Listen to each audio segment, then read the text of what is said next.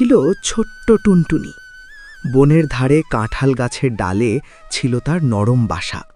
একসময় সেই বাসায় ছিল হাসি, গান আর মায়ের উষ্ণ আদর। কিন্তু এক ঝড়ের রাতে সব বদলে গেল। হঠাৎ প্রবল বাতাস আর বৃষ্টিতে গাছ দুলে উঠল। খাবার আনতে গিয়ে টুনটুনির মা আর ফিরে এলো না। পরদিন ভোরে টুনটুনি ঘুম ভেঙে দেখে বাসা নিঃশব্দ। মায়ের ডাক নেই, ডানার শব্দ নেই। ছোট্ট বুকটা কেঁপে উঠল। সে মাকে ডাকল, মা মা, কিন্তু উত্তর এলো না। ক্ষুধায় আর ভয়ে টুনটুনির চোখ ভিজে উঠল। দিন কাটতে লাগল কষ্টে। নিজে নিজে উড়তে শেখার মতো শক্তি তখনও তার হয়নি। কখনো কাক এসে ভয় দেখাত, কখনো রোদে বাসা গরম হয়ে যেত। তবুও টুনটুনি হাল ছাড়ল না। সে মায়ের শেখানো কথা মনে করত। ভয় পেলে গান গাইবে, তাই সে প্রতিদিন ছোট্ট গলায় গান গাইত। টুনটুনির সেই গান শুনে পাশের গাছের দোয়েল আর শালিকেরা এগিয়ে এলো। দোয়েল তাকে পোকা এনে দিল। বন যেন ধীরে ধীরে টুনটুনির নতুন পরিবার হয়ে উঠল।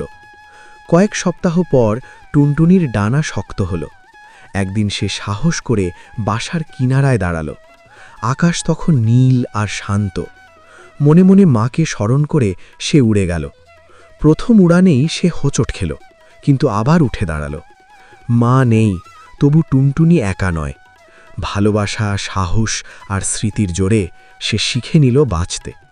আকাশে উড়ে বেড়াতে বেড়াতে সে বুঝল, মা না থাকলেও মায়ের শেখানো শক্তি তার সবচেয়ে বড় আশ্রয়।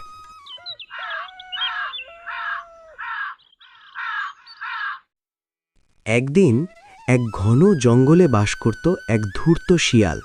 তার নাম ছিল চঞ্চল। চঞ্চল খুব বুদ্ধিমান হলেও ভীষণ চালাক ছিল, আর সবসময় নিজের লাভের কথা ভাবত। জঙ্গলের অন্য প্রাণীরা তাকে ভয়ও করত, আবার বিশ্বাসও করত না।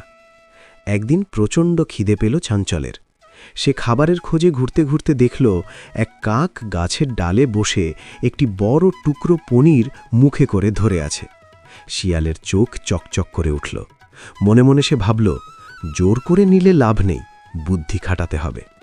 চঞ্চল গাছের নিচে গিয়ে কাককে বলল, ওহে কাক মহাশয়, আজ আপনাকে কি যে সুন্দর লাগছে!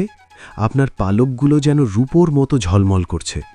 শুনেছি আপনার গানও নাকি জঙ্গলের সেরা। কাক প্রশংসা শুনে খুব খুশি হল। সে ভাবল, একটু গান গাইলে ক্ষতি কি? কিন্তু সে ভুলে গেল গান গাইতে গেলে মুখ খুলতে হবে। কাক যখনই কাঁ কাঁ করে ডাক দিল, সঙ্গে সঙ্গে পনিরের টুকরোটা নিচে পড়ে গেল।